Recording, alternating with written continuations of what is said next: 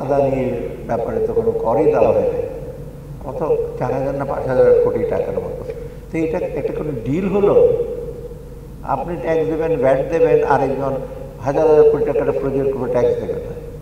এখন তো ডিফিকাল্ট হচ্ছে, ওটা বলছে বন্ধ করে দিচ্ছে কোনো রকমে। সেদিন বোধ হয় $100 মিলিয়ন দেওয়া হলো, আদানিকে বোঝানো হলো তোমরা পাও টাকাটা, আমরা দেবো, কিন্তু আমরা সময় মতো। আপনি আরও আশ্চর্য হয়ে যাবেন, ফার্টিলাইজারের বিল আমি যখন দেখি $135 মিলিয়ন দেওয়া হয় না একটা সংস্থা। ওরা বলে যে অ্যাডভাইজার উইল স্টপ। আর ওখানে তো ফার্টিলাইজার প্রাইভেট সেক্টর, G2G হয়, কিন্তু দেয় তো ওরা বলে আমরা একটা দেবই না। তাড়াতাড়ি করে তাড়াহুড়ো করে আজকে 20 মিলিয়ন 40 মিলিয়ন করে ওটা সত্যি। এখন আবার আরও নাকি বলছে $55 মিলিয়ন ডিউ। এই যে ফরেন রিজার্ভটা কমে গেছে, ইসে হয়েছে, এটা কৃতিত্ব বাংলাদেশ ব্যাংকের।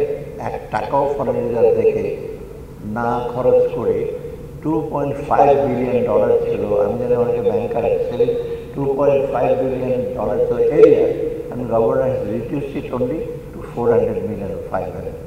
আমাকে বলছে আমি 1% বিক্রি করিনি যার থেকে। আগের গভর্নর সাহেব ডিউ রেসপেক্ট 42 বিলিয়ন থেকে 12 বিলিয়ন উনি বিক্রি করে দিল। কিসের জন্য? ফরেন রিজার্ভ, ফরেন এক্সচেঞ্জটাকে আর্টিফিশিয়ালি লো রাখার জন্য। একটু ক্রিপিং ডেপ্রিসিয়েশন হতো, 82 টাকা থেকে 85 হঠাৎ 1,01,03 টাকার চারটা, তবু 12 বিলিয়ন টাকা বিক্রি করে দিয়ে নিঃশেষ করে দিয়ে উনি মহানন্দে আছেন, কোথায় যায় না, যাই হোক বিক্রি করে দিয়ে চলে গেল। ওই পলিসি লিগেসি রং অনেকগুলি পলিসি যেগুলো নেওয়া হচ্ছে সেগুলো আমরা উত্তরাধিকার সূত্রে আমরা পেয়েছি। এগুলো কারেক্ট করতে একটু সময় লাগবে।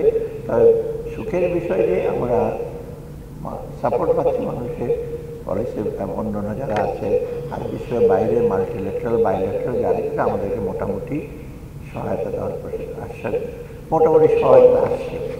কিন্তু এটা ডিফিকাল্ট টাস্ক, সংস্কারটাও একটু ডিফিকাল্ট। তবে আমি সবসময় বলি সংস্কারগুলো আমরা সব করে যেতে পারবো না।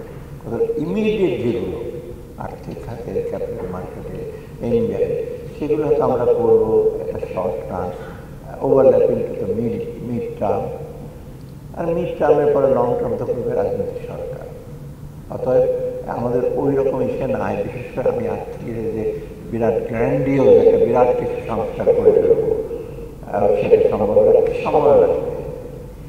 এইগুলো তারা যারা আছে ডোনাররা, তারা লেন্ডার আছে, তারা বুঝতে পারে, এবং প্রাইভেট সেক্টর যারা এফডিআই যারা আনতে যায় তারাও বুঝতে পারে।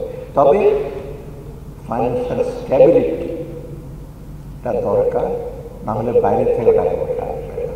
কারণ আপনি যদি লোকের না জানে আপনার ফরেন এক্সচেঞ্জ রেট কী হবে, মোটামুটি স্ট্যাবল হয়ে আসছে, কলিং পে করে মোটামুটি 120 123 হয়েছে, কিন্তু অনেকে প্রেডিক্ট করেছিল 180 200 হয়ে যাবে, শ্রীলঙ্কা 400 হয়ে যাবে, ওরকম অনেকে হয়তো ছিল। আশা করি সেই আর এটা আমাদের মধ্যে নেই।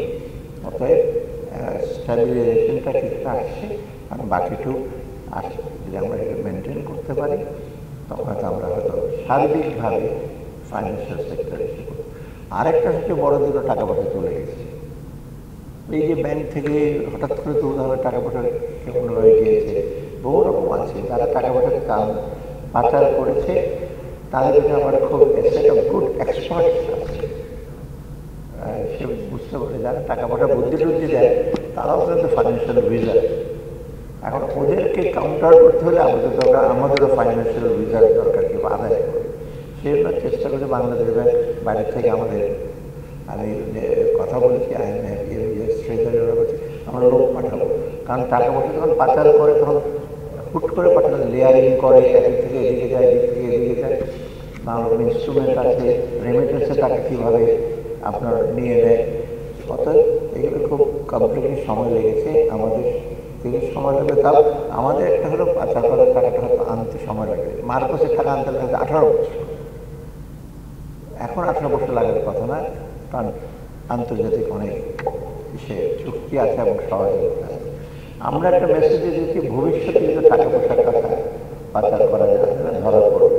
যখন ধরা পড়ে নাই তাদের বিচারের আওতায় আনা হবে এবং একটা মেসেজে ভবিষ্যতের জন্য যে কোনো সরকারি প্রাইভেট সেক্টর হোক পাবলিক সেক্টর হোক টাকা পয়সা আর পাচার করতে পারবে না।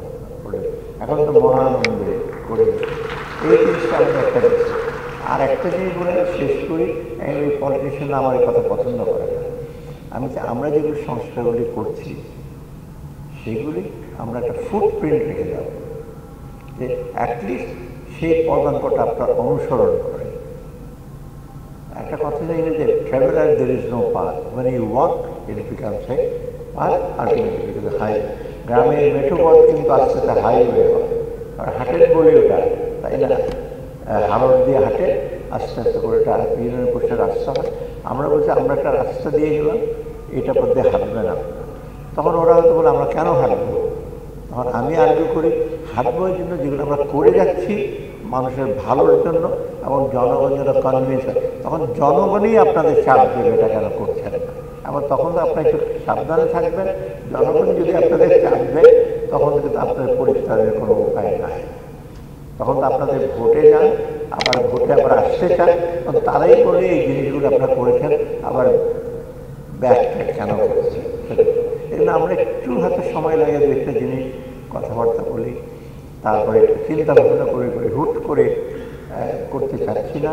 তবে একেবারে long run we are all dead, একেবারে আমি বলে দেবো আপনারা অপেক্ষা করেন মূল্যস্ফীতি কমবে, 10 বছর অপেক্ষা করেন, সেটা তো বলছি না। কিছুটা অপেক্ষা করার ফ্যাক্টরসগুলো আছে, আমরা চেষ্টা করছি আগের ভুল ত্রুটি হয় এবং আমরা যেন ভবিষ্যতের জন্য একটা ক্ষেত্র তৈরি করে যায়।